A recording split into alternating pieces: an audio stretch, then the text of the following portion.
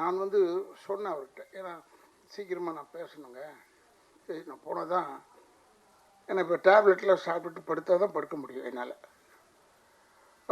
எனக்கு வந்து 2 கால்லையுமே ஆப்ரேஷன் ஆகி நான் 2 வருஷம் பெட்டில் இருந்தேன். அப்புறமா இப்போ தான் நடக்க வந்துட்டேன்னு வச்சுக்கோங்க. இது வேற சொல்லிட்டா உடனே சினிமாவில் ஒன்று அவ்வளோதானே அவரால் நடக்க முடியாது போல கூடாதுன்னு சொல்லுவாங்க. அதெல்லாம் நடக்கிறேன். ஏன்னா சினிமாக்காரன் மட்டும் தூங்கும்போது கூட கால் ஆடிக்கிட்டே தூங்கணும். அப்படி இல்லைன்னா போயிட்டோன்னு நினச்சி வேற ஆளை போட்டுருவாங்க. அது மாதிரி சினிமா.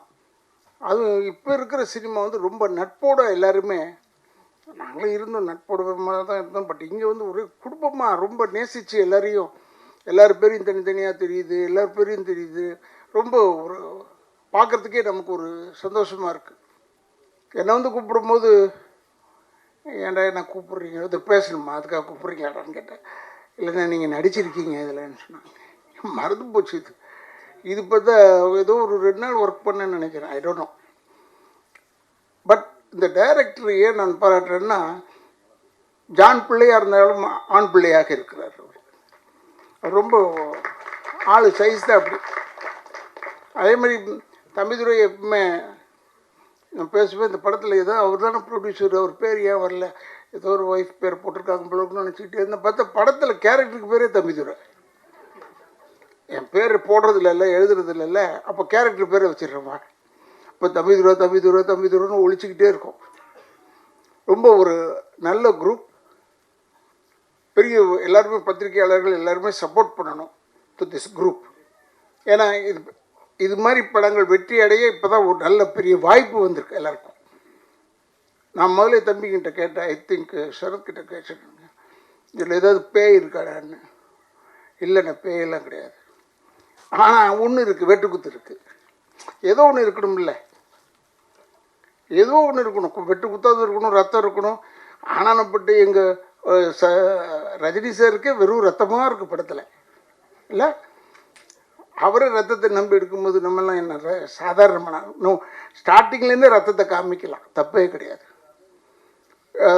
ரொம்ப நல்ல இந்த படம் வந்திருக்கும்னு ஒரு எதிர்பார்ப்பு இருக்குது. டெஃபினட்டாக தேட்டரில் பார்க்குறதுக்கு இன்னும் பிரமாதமாக இருக்கும்.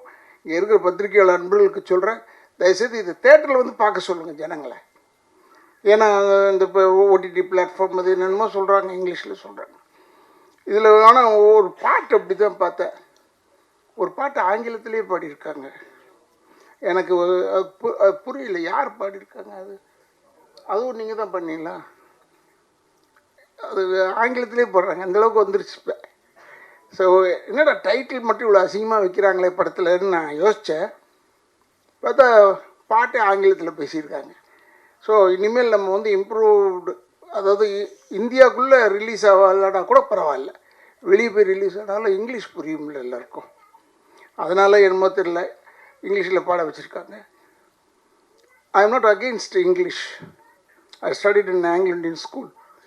பட் ஸ்டில் தமிழ் படம்னு வரும்போது ஏற்கனவே தமிழை கொலை பண்ணிகிட்டு இருக்காங்க. அதில் வேறு இப்போ ஒரு ஆங்கில பாட்டு அது இதுன்னு வச்சு ரொம்ப தமிழை கொண்டுடாதீங்க, இல்லாமல் ஆக்கிடாதீங்க. இப்போ எப்படி தம்பிதுரை வந்து பாருங்கள், சுயநலமாக தன்னுடைய பேரை வந்து ஹீரோவுக்கு வச்சு விட்டார். அது மாதிரியாவது இருக்கணும், ஒரு சுயநலம் வேணும்ல, இல்லைன்னா இது முடியாது.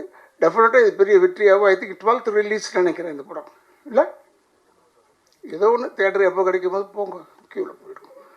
ஏன்னா இப்போல்லாம் பேப்பரை திறந்தால் போதும், டெய்லி 2 படம் பார்த்துக்கிட்டே இருக்கோம். அதில் அது மாதிரி இல்லாமல் இந்த படம் பெரிய வெற்றியாக அமைய வேண்டும். ஏன்னா சகோதரர் இந்த கதாநாயகனை நடித்தவர்கிட்ட வரும்போதே சொன்னேன், உன்னை எங்கேயோ பார்த்த மாதிரி இருக்கிறியா, நல்லா இருக்கிறியா நீ அப்படின்னு சொன்னேன். இந்த படத்தில் ஒரு நல்ல ஒரு கதாநாயகன் பண்ணியிருக்காரு. அவரெல்லாம் டெஃபினட்டாக பெரிய அளவில் வளர வேண்டும். இப்போ தீனாக்கு போய் இதை சொல்லக்கூடாது, தீனா நீ வளரணும், நல்லா வளர்ந்துட்டான் இப்போ, இல்லை நல்லா ஆகிட்டான். முதல்ல அவன் முகத்தை பார்த்த உடனே நினச்சேன், இது நல்ல படம், இது வந்து வெறும் குத்துக்கோலையாக தான் இருக்கும், ஏன்னா இவன் நடிக்கிறான் இதில் அப்படின்னு யோசனை பண்ணிகிட்டு இருந்தேன். அதே மாதிரி வந்துருச்சு. மீதியெல்லாம் என்ன பற்றி சொல்லுவாங்க, நான் நடித்தேன்னா வில்லன் இருக்கார், அவர் குடும்பத்தை கெடுப்பார் அப்படின்னு சொல்லுவாங்க. ஆனால் இப்போ இவரை பார்த்து குடும்பத்தெல்லாம் கெடுக்கிறது இல்லை, குடும்பத்தை கொலை பண்ணிடுவார், அவ்வளோதான். இதான் வித்தியாசம் எனக்கு எங்களுக்கு வந்துனாக்கும். பட் ஸ்டில் இவர் கூட இப்போ வில்லனா பண்ணியிருக்காரு. அவர் உண்மையிலேயே எனக்கு ரொம்ப பிடிக்கும். இப்போ லேட்டஸ்ட்டாக இவர் தான் யங் யூத் வில்லன். இப்போ தீனா அங்கேருந்தெல்லாம் கொஞ்சம் ப்ரொமோஷன் வாங்கியிருக்காருன்னு நினைக்கிறேன். ஏன்னா நான்லாம் ரொம்ப ப்ரொமோஷன் வாங்கி ரொம்ப தூரத்துக்கு போயிட்டேன். நான்லாம் இப்போ ஆர்டர் பண்ணுறதோட சரி, டேய் போய் அவ்வளோ கொலை பண்ணு, இந்த குடும்பத்தை கெடு அப்படின்னு ஆகிட்டேன். ஏன்னா நம்மளால் முடியல. இன்னும் கொஞ்சம் தீனா இருக்கார் போல இருக்குது, இன்னும் கொஞ்சம் போய் அவரே போய் கொள்கிற அளவில் இருக்காருன்னு நினைக்கிறேன்.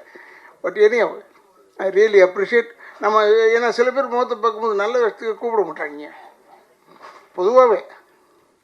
ஏன்னா அச்சமில்லை படம் பண்ணும்போது டைரக்டருக்கு கேபி சார்கிட்ட போய் நான் எப்பயுமே அட்வான்ஸ் வாங்குறது அவர்கிட்ட வாங்குவேன். படம் தர மாட்டாங்க, இருந்தால் கூட அவர்கிட்ட தான் போய் வாங்குவேன். சண்டை போட்டாவது வாங்கிடுவேன். அது ஒரு எனக்கு ஒரு ப்ராக்டிஸ். நான் ஃபஸ்ட்டு படம் மண்மொழியிலேருந்து அவரோட ஒர்க் பண்ணிகிட்ருக்கேன். அப்போ அவர்கிட்ட போய் கேட்டேன் நான் மாட்டேன். அப்போ பாலச்சந்திர சார்கிட்ட போய் தான் எப்போயும் ஃபஸ்ட்டு படம் வாங்குறது எனக்கு. அது ஒரு பழக்கம். அவர் இருக்கிற வரைக்கும் அப்படி தான் இருந்தேன். அப்போ நான் எதுக்கு சொல்ல வந்தேன்னா, இவங்க எல்லாருமே சேர்ந்தாலும் சரி அந்த படத்தை பற்றி ஆகா ஓஹோ ஓஹோ ஓஹோன்னு சொல்லுவோம். இந்த படத்தை இப்போவே ட்ரெய்லரில் பார்த்தாலே ஆகா ஓஹோன்னு சொல்லும் மாதிரி தான் இருக்குது. ஆனால் நிச்சயமாக இந்த படம் நன்றாக ஓட வேண்டும். தமிழ் மக்கள் தயவுசெய்து தேட்டரில் வந்து இந்த படத்தை பாருங்கள்.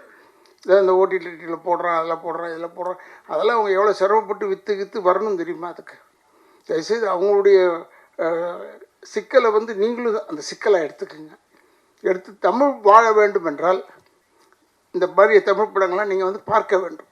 தேட்டரில் வந்து பார்த்தீங்கன்னா போதும், அதுவாக ஓடிடும் கழுதை. போய் பார்த்தா பெரிய படம்லாம் போய் பார்த்தேன் நான். ஒரு படம் போய் பார்த்தா மொத்தம் ஒரு 100 பேர் இருக்காங்க. 5000 பேர் உட்கார வேண்டிய இடத்துல 100 பேர் இருந்தால் எனக்கு பயம் வருமோ வராதா? ஐயோ நம்ம மட்டும் தனியாக உட்காந்துருக்குமே இந்த பக்கம் நினச்சேன். அப்படிலாம் இல்லாமல் நீங்கள் இந்த படத்தை வந்து தேட்டரில் வந்து பாருங்கள். பெரிய வெற்றி அடைய வேண்டும் என்று எல்லாரையுமே வாழ்த்துறேன். எனக்கு பேர் வந்து ஒருவேளை உதட்டளவில் மறந்திருக்கலாம், உள்ளத்தளவில் மறக்கவில்லை என்று சொல்லி விடைபெறுகிறேன். நன்றி. ட்ரெண்ட ஃப்ரெண்ட் ஆக்கிக்கோங்க. தந்தி டிவியின் சப்ஸ்கிரைபர்ஸ் அண்ட் ஃபாலோவர்ஸ் குடும்பத்தில் நீங்களும் இணையுங்க.